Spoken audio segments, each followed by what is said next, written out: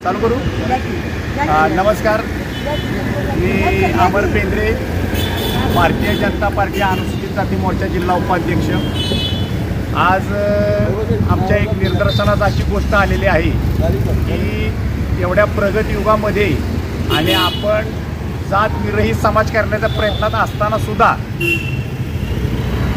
लोक जातीवाचक शब्द वापरतायत। खालच्या जाती वरच्या जाती असा विभाग करण्याचा प्रयत्न करतायत आणि नाहक त्रास सामान्य जनसामान्यांना देण्याचा प्रयत्न केला जातोय। असाच एक प्रकार सातारा शहरातील सदर बाजार येथे घडलेला आहे।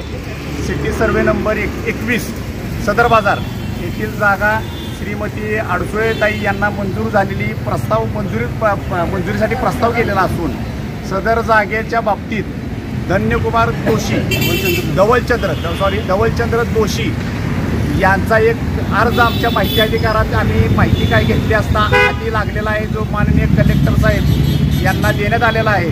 आणि सदर अर्जामध्ये त्या सदर व्यक्तीनं खूप खालच्या पातळीवर जाऊन शब्द रचना करून हा प्रस्ताव मंजूर करण्यात येऊ नये असे सांगितलेले आहे।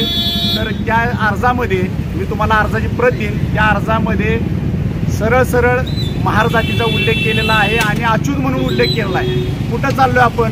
या प्रगत राज्यात 21व्या शतकात असताना सुद्धा जर आपल्या देशात ही परिस्थिती असेल, डॉक्टर बाबासाहेब आंबेडकरांनी आम्हाला जो घटनेनुसार अधिकार दिलेला आहे त्याची विस्तार जर पायबंदी होणार असेल तर आम्ही जायचो कुणाकडं? तर त्याचा सदरचा अर्ज आम्ही माननीय पोलीस अधीक्षक साहेब यांना दिलेला आहे की या व्यक्तीवरती ॲट्रॉसिटी ॲक्ट खाली कठोरात कठोर कारवाई झाली पाहिजे अशी मी आपणाच्या सर्वांच्या माध्यमातून विनंती करतो। आज आम्ही भारतीय जनता पार्टी अनुसूचित जाती मोर्चाच्या वतीने जरी निवेदन दिले असेल तरी आपल्या समाज बांधव कोणत्याही जातीचा असू द्यात, कुठल्याही स्तराचा असू द्यात, पण त्यासाठी आम्ही सर्व समविचारी पक्ष संघटनांना एकत्र घेऊन जर या व्यक्तीवर कठोर कारवाई झाली नाही तर मोठे आंदोलन करू हे आपल्या थ्रू मी सर्व प्रशासनाला ग्वाही देतो। मी श्रीनिवास काकासाहेब अडसुळे, सातारा जिल्हा सचिव अनुसूचित मोर्चा। मला ह्या पुरोगामी महाराष्ट्रामध्ये काय चाललं आहे हे फार म्हणजे वाईट वाटतं। हे जे कोण ग्रस्त आहेत या ग्रस्तांनी माझ्या श्रीमती बबूताई काकासाहेब अडसुळे हिला मिळालेली मंजूर झाली, शासनाने मंजूर झालेली जागा आहे, तो प्रस्ताव प्रलंबित आहे आणि त्या जागेवर बरेच जणांचा डोळा आहे।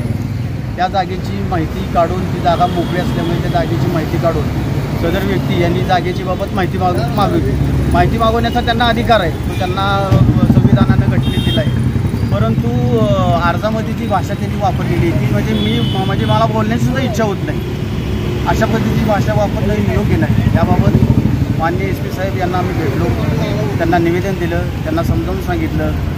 त्या जागेवर ज्या जागेबाबत त्यांनी तो अर्ज दिलेला आहे त्या अर्जातली सही त्याचे पुरावे देखील माझ्याकडे, हे देखील त्यांना दाखवले। त्यानंतर आम्ही मस्के साहेबांना भेटलो, मस्के साहेबांनी सुद्धा याबाबत मला सहकार्य करतो आणि संबंधितांवर कठोर कारवाई करतो अशी मला ग्वाही दिलेली आहे। तरी माझे सहकारी तर सगळे जमलेले आहेत, त्यांना ही सगळी बाब मी निरज सरांना आणून दिलेली आहे। त्यांनी सुद्धा सांगितलं की आपण या संदर्भात भेटू आणि या बाबत आवाज उठू। तरी माझी एवढीच विनंती आहे की या व्यक्ती जो कोण आहे त्या व्यक्तीला ॲट्रॉसिटी अंतर्गत गुन्हा दाखल होऊन कठोर कारवाई करण्यात येईल।